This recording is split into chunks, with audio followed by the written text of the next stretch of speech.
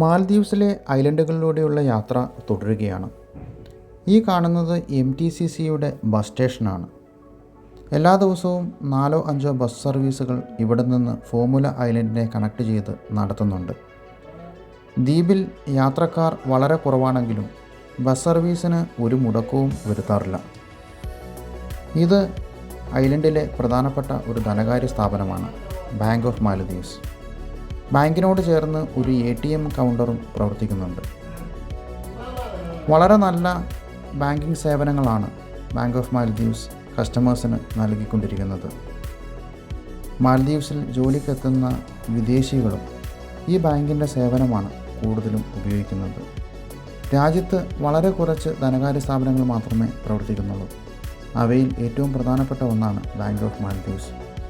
ഇത് ഇവിടുത്തെ മറ്റൊരു ബാങ്കാണ്, മാലദ്വീപ്സ് ഇസ്ലാമിക് ബാങ്ക്. വളരെ കുറച്ച് ദ്വീപുകളിൽ മാത്രമേ ഈ ബാങ്കിന് ബ്രാഞ്ചുകളുള്ളൂ.